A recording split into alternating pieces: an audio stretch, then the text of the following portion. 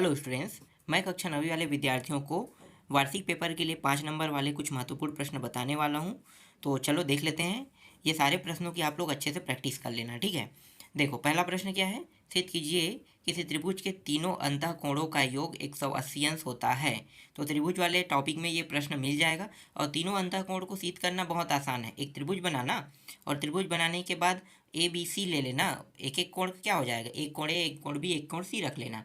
तीनों कोणों का योग कितना होता है, 180 अंश होता है, ठीक है। तो आप उस तरह से आप उसे बता के सिद्ध कर सकते हैं। बहुत आसान होता है सिद्ध करना। और भुजाओं को भी कंपेयर कर लेना, ठीक है।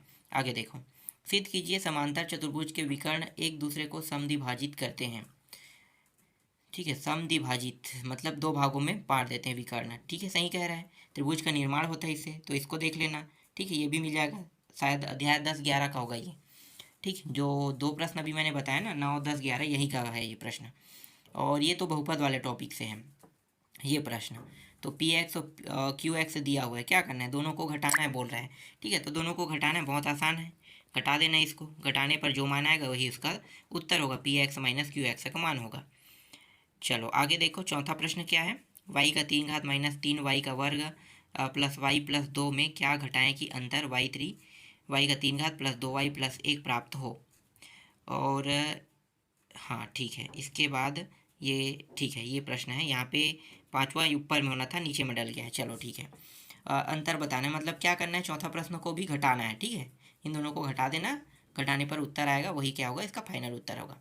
आगे देखो, चित्र में पी ओ आर और कोण क्यू ओ आर रेखीय युग्म निर्मित करते हैं। तो यदि x माइनस वाई बराबर 80 अंश हो तो x और y का मान ज्ञात कीजिए कह रहा है। आसान है, x और y का मान, दोनों दो कोणों का योग कितना होता है, 180 अंश, ठीक है। तो दोनों कोणों को क्या करना, दोनों को जोड़ देना, बराबर 180 अंश। और फिर x माइनस वाई कह रहा है, x माइनस वाई का मान कितना है, 80 रखना है कह रहा है, ठीक है। तो एक क्या करना है, समीकरण में x माइनस वाई रख देना, बराबर 80 अंश रख देना।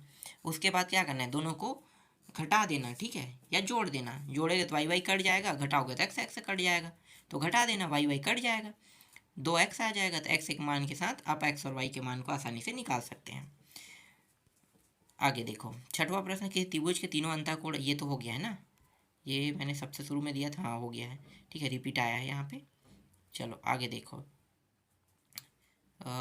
ये प्रश्न, एक मिनट मैं 2-3 बार हो गया क्या, यहाँ पे ये रिपीट हो रहा है, ठीक है, इसको काट देना है, ठीक है। आठवां देखते हैं डायरेक्ट। सिद्ध कीजिए कि किसी चतुर्भुज के चारों अंतःकोणों का योग 360 अंश होता है। तो चारों अंतःकोणों का योग 360 अंश होता है, ये आप आसानी से सिद्ध कर सकते हो। एक आयत आपको ले लेना है, आयत लेके आपको बताना है कि आयत के एक कोण का मान 90 अंश होता है, इसी तरह से बाकी कोणों का मान भी 90 अंश। तो चारों कोणों का मान कितना हो जाएगा, ए बी सी, इस तरह से अलग अलग करना है और उसके बाद 360 अंश निकाल देना, सिद्ध हो जाएगा, ठीक है। ये आप लोग बुक में देख लेना सॉल्यूशन, ठीक है। आगे देखो, नौवां प्रश्न है, 8.39 के ऊपर बाल लगत पी क्यू ग्रुप में व्यक्त कीजिए कह रहा है। ये आसान प्रश्न है, ये भी बन जाएगा, ये आपको अध्याय 2 में मिलेगा इसका उत्तर। इसके बाद देखो, यहाँ पे है, दो धनात्मक पूर्णांकों का अंतर 40 है, इन पूर्णांकों में 2:3 का अनुपात है, ये पूर्णांक ज्ञात कीजिए कह रहा है। और 11वां है, विमला और सरिता की आयु में 7:5 का अनुपात है, 4 वर्ष पश्चात उसकी आयु का अनुपात 4:3 हो जाएगा, उसकी आयु ज्ञात कीजिए। 12वां प्रश्न देखो, सिद्ध कीजिए कि किसी त्रिभुज की दो बराबर भुजाओं के सामने के कोण बराबर होते हैं, ठीक है। ये सारे प्रश्न देखना। देखो 15वां प्रश्न यहाँ पे दिया हुआ है, यहाँ पे क्या बताना है, एक आयत की लंबाई उसकी चौड़ाई से 5 सेंटीमीटर अधिक है, उसका परिणाम चौड़ाई का 5 गुना है, आयत की लंबाई एवं चौड़ाई ज्ञात कीजिए। यदि त्रिभुज की एक कोण दूसरे कोण से 15 अधिक है, तो तीसरा कोण दूसरे कोण के दुगने से 25 अंश अधिक है, तो त्रिभुज के तीनों कोणों का मान ज्ञात कीजिए।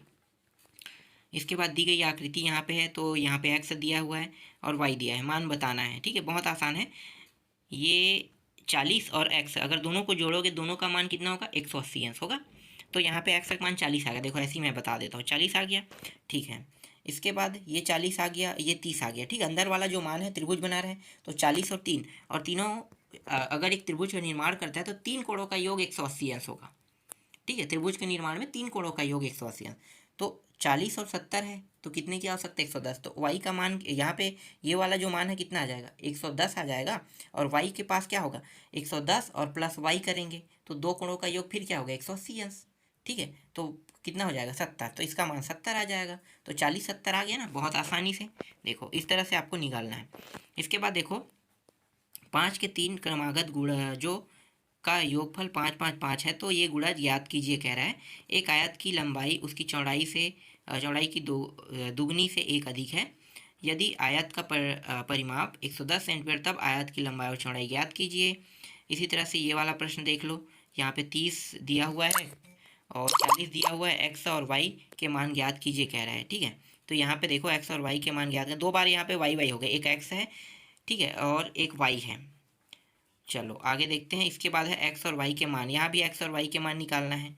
तो ये सारे प्रश्न मैंने बताया भी था ना, पढ़ाया था शायद, तो पढ़ाया था तो उसमें आप लोग देख लेना, सरल तरीके से मिल जाएगा।